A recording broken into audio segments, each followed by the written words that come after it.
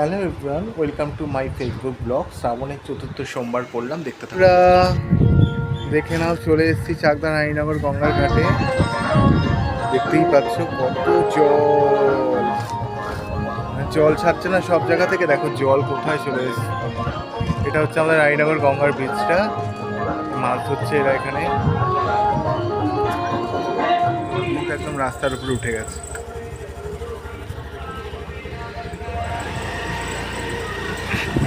আমি এখন গঙ্গায় যাচ্ছি স্নান করতে। দেখো রাস্তার উপর দিয়ে কিন্তু জল দেওয়া শুরু হয়ে গেছে, জল ছেড়েছে না।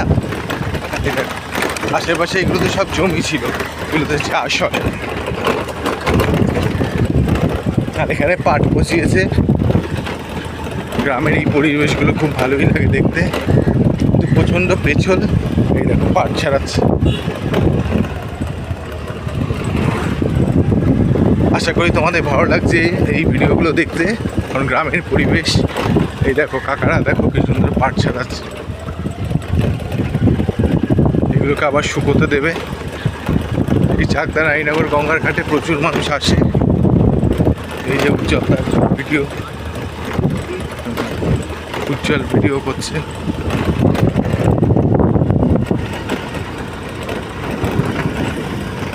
চলে এসে এখন স্নান করতে। দেখো এখানে জলের অবস্থা দেখো কোথায় এসে গেছে। দেখো এটা তো একটা রোড ছিল না, এখান থেকে মানুষ ওই বড় গঙ্গায় যেত। তো এই দেখো জল একদম, আগের সপ্তাহে বেশি জল ওই অবধি ছিল, নিচ অবধি ছিল। দেখো জল আরো উপরে উঠে গেছে। তো বন্ধুরা, গঙ্গা থেকে স্নান করে উঠে সোজা কিন্তু মন্দিরে চলে আসলাম। 5 ফল দিয়ে, গঙ্গার জল দিয়ে, দুধ দিয়ে, তিল দিয়ে এগুলো কিন্তু সব রেডি করে নিলাম পুজো দেওয়ার জন্য। তারপর কিন্তু সব কিছু নিয়ে রেডি হয়ে কিন্তু মন্দিরে চলে আসলাম। এবং মন্দিরে কিন্তু ঠাকুরকে, ভোলেনাথকে কিন্তু আমার কিন্তু এই নিয়ে প্রত্যেকটা 4টে উইকেরই সোমবার করা হয়েছিল। এটা শ্রাবণের আমি 4টে সপ্তাহ করি। এই দিনটা আমি নিরামিষ খাই। আর এই দিনটা আমি মানে দুপুর 3টে, 3:30 অবধি উপোস থাকি। এবং উপোসের পর একটু সাবু ভিজিয়ে রাখে, আর ওই সাবু মাখাটাই খাওয়া হয়। আর এই কদিন ধরেই ইদানিং আমি যেখানে পুজো দিতে আসি, এখানে কিন্তু ওরা খিচুড়ি প্রসাদের খুব ভালোই অ্যারেঞ্জমেন্ট করে। যাওয়ার সময় আমি একটু বাটিতে করে খিচুড়ি নিয়ে যাই, ওটাই খেয়ে নিই গিয়ে। আর রাত্রিবেলা যদি কিছু খাই তো খাই, মা লুচি করে কিংবা ভাত টাত যদি নিরামিষ খাবার করে তো সেটাই খাই। তো যাই হোক, ঠাকুরকে কিন্তু 5 রকম ফল দিয়ে, মিষ্টি দিয়ে, আর আমার ছেলে রিয়ানের নামে, রিয়ানের কদিন ধরেই জ্বর, শরীর খারাপ, ও বিশেষ করে ওর জন্যই আমার এই পুজোটা করা। ও যাতে সুস্থ থাকে, ও যাতে ঠিকঠাকভাবে মানুষ হতে পারে, এই ব্রত রেখেই কিন্তু আমি করি। তো আমার ওয়াইফ কিন্তু অতটা উপোস টুপোস রাখতে পারে না, কারণ ওর উপোস রাখলে তারপরে সাবু টাবু খেলে না ওর প্রচণ্ড গ্যাস ফর্ম করে, যে কারণে ও রাখতে পারে না। আর আমি বিয়ের আগেও রাখতাম, এরকম নয় বিয়ের পরে রাখি।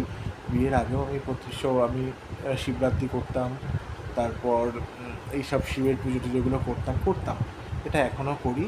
ঠাকুরকে তারপরে ভালো করে ধূপকাঠি মোমবাতি জ্বালিয়ে ভালো করে আরতি করে আমার মনের মনস্কামনা যাতে পূর্ণ হয়, সবাই যাতে সুস্থ থাকে, মা, বউ, আমার ছেলে যাতে সবাই ভালো থাকে, আমার অফিস যাতে ভালো থাকে, আমার কাজকর্মের জায়গা যাতে ভালো থাকে, এমনকি আমার পুরো পশ্চিমবঙ্গের প্রত্যেকটা মানুষ যাতে ভালোভাবে শান্তিভাবে কাটাতে পারে, এই মনস্কামনা নিয়েই কিন্তু আমার এই পুজোটা করা।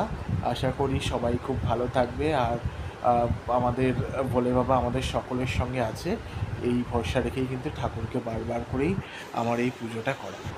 তারপর ঠাকুরকে আরতি সেরে তারপর ঠাকুরকে একটু প্রণাম সারলাম। একটু ঠাকুরকে প্রণাম করে সব কিছু বললাম যেটা আমার মনস্কামনা আছে। আমার একটা মনস্কামনা আছে যাতে আমি একটা মানে সামনের বছরের মধ্যে একটা আমি ফ্ল্যাট নিতে পারি, এটা আমার খুব মনস্কামনা। তো গঙ্গা থেকে স্নান করে এসে এই হচ্ছে আমাদের মন্দিরটা, রানীনগর ঘাটে। মন্দিরটা, তো এই মন্দিরটাতেই আমরা ঠাকুরকে একদম জল টল নিয়ে স্নান করে এখন বাড়ি যাচ্ছি। আর এখানে এটা হচ্ছে আমাদের শ্মশান, মানে এটা তো আমাদের চুল্লি, এটাতে আমাদের মানে কাঠে পোড়ানো হতো। এখন আর এটা হয় না, কারণ এখন আমাদের ইলেকট্রিক চুল্লি হয়ে গেছে। ওই যে শ্মশান ঘাট দেখতে পাচ্ছ, ওই দেখো ওইখানে আগে পোড়ানো হতো, আমার বাবাকেও আমি ওখানেই পুড়িয়েছি।